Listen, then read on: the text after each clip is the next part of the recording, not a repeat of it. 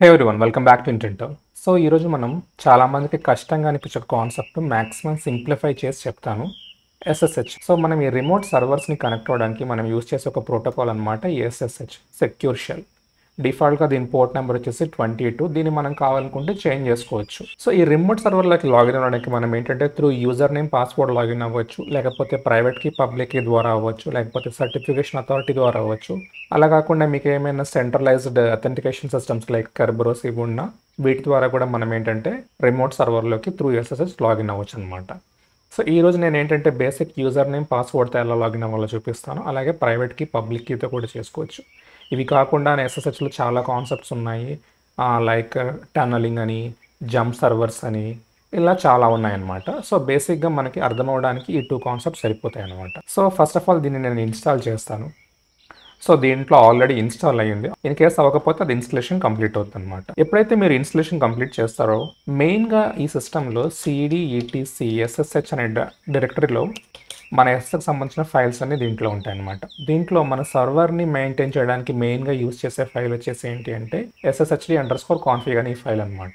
అలాగే మీరు ఇదే పేరుతో .d అని చెప్పి ఇంకో డైరెక్టరీ కూడా కనిపిస్తుంది ఇక్కడ. సో అదేంటో చెప్తాను. మీరు సిస్టమ్ డి బేస్డ్ సర్వర్స్ని యూజ్ చేస్తున్నప్పుడు ఏమవుతుందంటే ఈ మెయిన్ కాన్ఫిగ్ ఫైల్ని డైరెక్ట్గా ఎడిట్ చేయకుండా దీంట్లో మనం చేయాలనుకుంటున్న ఇండివిజువల్ మోడిఫికేషన్స్ మనం ఏంటంటే ఈ కనిపిస్తున్న SSHD_config.d అనే డైరెక్టరీలో మనం సపరేట్ ఇండివిజువల్ ఫైల్స్ రూపంలో మాడ్యులరైజ్ చేసుకోవచ్చు అనమాట.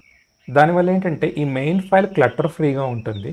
దెన్ అగైన్ ఇంకో ఇష్యూ ఏంటంటే ఎప్పుడైనా ఈ SSH అనేది అప్గ్రేడ్ అయిందనుకోండి, అలాంటప్పుడు ఈ ఫైల్ ఓవర్ రైట్ అయ్యే ఛాన్సెస్ కూడా ఉందన్నమాట. సో దాన్ని అవాయిడ్ చేయడానికి మనం ఏంటంటే మన మోస్ట్ చేంజెస్ని ఈ .d అనే డైరెక్టరీలో ఇస్తాం అనమాట. తర్వాత నెక్స్ట్ ఒకసారి ఆ ఫైల్ని నేను ఓపెన్ చేసి చూపిస్తాను. sudo vim SSHD_config. సో ఇక్కడ చూసారు ఇంక్లూడ్ అని చెప్పేసి ఒక లైన్ ఉంది.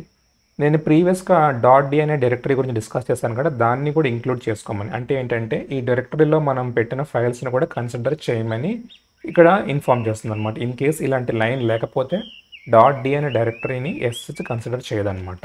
తర్వాత మన డిఫాల్ట్ పోర్ట్ వచ్చేసి 22 ఉంది. దీన్ని మనం చేంజ్ చేసుకోవచ్చు. అలాగే నెక్స్ట్ ఇంకోటి వచ్చేసి పబ్ కీ. ఇక్కడ పబ్ కీ అథెంటికేషన్ ఎస్ అంటుంది. అంటే ఏంటంటే మనం ప్రైవేట్ కీని పబ్లిక్ కీని యూజ్ చేసుకొని అథెంటికేట్ చేయడం బై డిఫాల్ట్గా ఎస్ అంటుంది. ఇంకోటి ఇక్కడ చూస్తారా పర్మిట్ రూట్ లాగిన్ అని ఉంది. బై డిఫాల్ట్గా మనం క్లయింట్ సైడ్ నుంచి సర్వర్లోకి రూట్తో లాగిన్ అవ్వలేమన్నమాట. యాజ్ అ సెక్యూరిటీ మెజర్ మనం ఏంటంటే దీన్ని ప్రొహిబిట్ చేసి ఉంటాము. అలాగే నెక్స్ట్ వచ్చేసి పాస్వర్డ్ అథెంటికేషన్.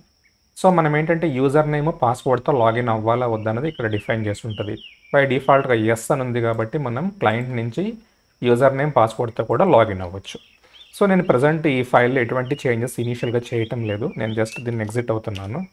తర్వాత ఈ సర్వీస్ని ఒకసారి నేను రీస్టార్ట్ చేస్తాను. అది ఎలాగంటే sudo systemctl రీస్టార్ట్ SSHD. అలాగే దీని స్టేటస్ చూస్తే status.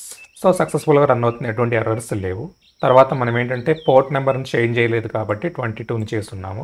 కానీ రియల్ టైంలో మోస్ట్లీ అందరు ఏంటంటే ఈ పోర్ట్ నెంబర్స్ని చేంజ్ చేస్తారు. ఎందుకంటే ఎవరైనా హ్యాకర్స్ దీన్ని బ్రీచ్ చేయాలని చూస్తున్నప్పుడు ఫస్ట్ వాళ్ళు టెస్ట్ చేసే పోర్ట్ నెంబర్ 22 అనమాట. సో దాన్ని అవాయిడ్ చేయడానికి ఏంటంటే ఈ పోర్ట్ నెంబర్స్ని చేంజ్ చేస్తామన్నమాట. నెక్స్ట్ ఫైర్వాల్ది sudo firewall-cmd list all. So జనరల్గా ఏంటంటే మన ఫైర్వాల్డీని వితౌట్ చేంజెస్ ఏం చేయకపోతే ఎస్ అలౌ చేసే ఉంటారనమాట. సో ఇప్పుడు ఎవ్రీథింగ్ సెట్ అయింది. నేను ఏంటంటే క్లయింట్ నుంచి దీన్ని లాగిన్ అవ్వడానికి ట్రై చేస్తాను. ఫస్ట్ ఆఫ్ ఆల్ మనకు సర్వర్కి పింగ్ అవుతుందో లేదో చూస్తాను. పింగ్.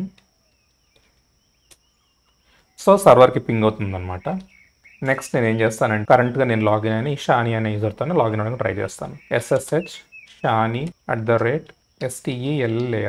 సో మనం ఎప్పుడైతే ఫస్ట్ టైం లాగిన్ అవుతామో దీన్ని ఫింగర్ ప్రింట్ చేయమంటావా అని అడుగుతుంది. నేను ఎస్ అంటే అది ఫింగర్ ప్రింట్ చేస్తుంది. సో చూసారా ఇప్పుడు పాస్వర్డ్ అడుగుతుంది అనమాట. చూసారా ఆ పర్టికులర్ షాని అనే యూజర్తో నేను ఇక్కడ లాగిన్ అయ్యాను అనమాట. నెక్స్ట్ వచ్చేసి ఈ డెమోలో సెకండ్ సెక్షన్కి వెళ్దాము. అదేంటి అంటే మనం ప్రీవియస్గా యూజర్ నేమ్ పాస్వర్డ్తో లాగిన్ అయ్యాము, చూసాము ఎలా చేయాలి ఏంటి అని. సో ఇప్పుడు మనం ఏంటంటే ఒక ప్రైవేట్ కీని పబ్లిక్ కీని జనరేట్ చేసి ఎలా లాగిన్ అవ్వాలో చూద్దాం. మనం క్రియేట్ చేస్తున్న పబ్లిక్ కీ ఎప్పుడు సర్వర్లో ఉంటుందన్నమాట. మనం ఎక్కడి నుంచి అయితే లాగిన్ అవుతామో అక్కడ మన ప్రైవేట్ కీని మనం ఉంచుకుంటాం అనమాట. అది మొబైల్ అవ్వచ్చు, ట్యాబ్ అవ్వచ్చు, లేకపోతే ఎక్కడైనా సరే మీరు ఎక్కడి నుంచి అయితే లాగిన్ అవ్వాలనుకుంటున్నారో అక్కడ మన ప్రైవేట్ కీని యూజ్ చేస్తాము. సర్వర్లో ఎప్పుడు పబ్లిక్ కీ ఉంటుందన్నమాట. సో నేను ఇప్పుడు ఈ కీ జనరేషన్ అనేది ఏంటంటే లినక్స్ నుంచి చేస్తున్నాను. మీరు ఏ సిస్టమ్ నుంచి అయినా చేయొచ్చు. ఫర్ ఎగ్జాంపుల్ మీరు మ్యాక్ నుంచి చేయొచ్చు, లేకపోతే విండోస్ నుంచి చేయొచ్చు. ఆల్మోస్ట్ కమాండ్స్ సిమిలర్గానే ఉంటాయన్నమాట. SSH-keygen-t మీరు ఇక్కడ ఏ అల్గారిథం యూజ్ చేస్తారో మీ ఇష్టం అనమాట. RSA అల్గారిథం ఉంది, అలాగే ED25519 అన్న అల్గారిథం ఉంది. ఇలా మల్టిపుల్ అల్గారిథమ్స్ ఉన్నాయి, మీకు నచ్చింది మీరు చేసుకోవచ్చు. అలాగే -C. ఈ క్యాపిటల్ సి ఏంటంటే ఇప్పుడు నేను జనరేట్ చేస్తున్న పబ్లిక్ కీ ప్రైవేట్ కీల కామెంట్ లాంటిది అనమాట, ఒక డిస్క్రిప్షన్ లాంటిది అనమాట. ఓకే, నెక్స్ట్ నేను ఎంటర్ అంటున్నాను. ఎప్పుడైతే నేను ఎంటర్ అంటానో ఈ ప్రైవేట్ కీని పబ్లిక్ కీని బై డిఫాల్ట్ పాత్ వచ్చేసి ఈ కనిపిస్తున్న పాత్ అనమాట. మీరు కావాలనుకుంటే ఈ పాత్ని చేంజ్ చేసుకోవచ్చు. కరెంట్గా నేను చేంజ్ చేయటం లేదు. ఎంటర్ తర్వాత ఈ ప్రైవేట్ కీకి మనం పాస్వర్డ్ని ఇవ్వచ్చు అనమాట. సో ఈ పాస్వర్డ్ని ఇవ్వడం కూడా రికమెండెడ్, ఎందుకంటే ఇన్ కేస్ మీ ప్రైవేట్ కీ వేరే ఎవరి చేతిలో దొరికితే వాళ్ళు డైరెక్ట్గా లాగిన్ అవ్వకుండా మనం ఈ ప్రైవేట్ కీకి మనం కావాలనుకుంటే పాస్వర్డ్ని ఇవ్వచ్చు అనమాట. సో నేను ప్రజెంట్ ఇవ్వటం లేదు. సో మన క్లయింట్లో ఏంటంటే ఒక private key public key create అయింది. ఎక్కడ క్రియేట్ అయ్యి ఉంటాయంటే ఈ కనిపిస్తున్న పాత్లో ఉంటాయన్నమాట. సో నేను cd.ssh అని చెప్తే దాంట్లో చూసారా మనం క్రియేట్ చేస్తున్న పబ్లిక్ కీ అలాగే దాని యొక్క ప్రైవేట్ కీ ఉందన్నమాట. సో నేను ఎర్లియర్గా చెప్పినట్లు ఇనీషియల్గా చెప్పినట్టు ఏంటి అంటే మన పబ్లిక్ కీ అనేది మన సర్వర్ సైడ్లో ఉంటుంది, మన ప్రైవేట్ కీ ఎప్పుడు మన క్లయింట్ సైడ్లో ఉంటుందన్నమాట. Okay, SSH copy ID command ద్వారా మనం ఏంటంటే ఈ పబ్లిక్ కీని సర్వర్ సైడ్ పుష్ చేయొచ్చు అనమాట. అది ఎలాగంటే -i. సో ఈ కమాండ్ ద్వారా మనం ఏంటంటే ఈ కనిపిస్తున్న ఈ పబ్లిక్ కీని ఈ సర్వర్లోకి పుష్ చేస్తున్నాను అనమాట. దానికి నేను ఏంటంటే SSH కాపీ ఐడి అనే కమాండ్ యూజ్ చేస్తున్నాను. అలాగే దేన్నైతే పుష్ చేయాలనుకుంటున్నానో ఆ పబ్లిక్ కీని చూపిస్తున్నాను. ఎక్కడికైతే మనం పుష్ చేయాలనుకుంటున్నామో దాని యొక్క యూజర్ నేము పాస్వర్డ్ని చూపిస్తున్నాను అనమాట. నెక్స్ట్ నేను ఎంటర్ అంటాను. ఎంటర్ అనగానే ఆటోమేటిక్గా ఏంటంటే షాని యొక్క పాస్వర్డ్ అడుగుతుంది. ఓకే, ఎప్పుడైతే మనం పాస్వర్డ్ ఇస్తాం ఇక్కడ చూసారా నెంబర్ ఆఫ్ కీస్ యాడెడ్ అని చెప్పి చూపిస్తుంది, అంటే ఒక పబ్లిక్ కీని యాడ్ చేశానని చూపిస్తుంది. ఇది ఎక్కడ యాడ్ అయి ఉంటుంది అంటే మీరు సర్వర్ సైడ్లో ఏ యూజర్ని అయితే యూజ్ చేశారో అక్కడికి వెళ్ళి .ssh అని ఒక డైరెక్టరీ క్రియేట్ అయి ఉంటుంది, దాంట్లో ఉంటుందన్నమాట. ఆథరైజ్డ్ కీస్ అని ఒక కీ క్రియేట్ అయింది, దాన్ని ఓపెన్ చేస్తే మన పబ్లిక్ కీ ఇక్కడ సేవ్ అయింది. సో ఇది మన పబ్లిక్ కీ అని ఎలా తెలుసుకోవాలనుకుంటే నేను ఎప్పుడైతే ఈ పబ్లిక్ కీని క్రియేట్ చేశానో ఇక్కడ కామెంట్స్లో .ssh అని ఇచ్చాను. సో సేమ్ డిస్క్రిప్షన్ ఇక్కడ ఉందన్నమాట.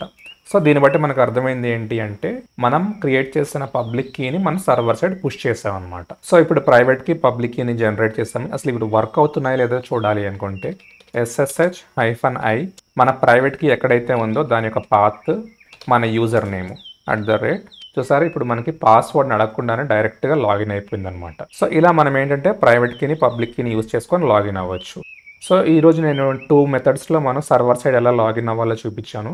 సో మీకు ఈజీగా ఉంది అనుకుంటున్నాను. ఏమైనా డౌట్స్ ఉంటే నా డిస్కార్డ్లో కానివ్వండి లేకపోతే కామెంట్స్లో కానీ మెన్షన్ చేయండి. Thank you.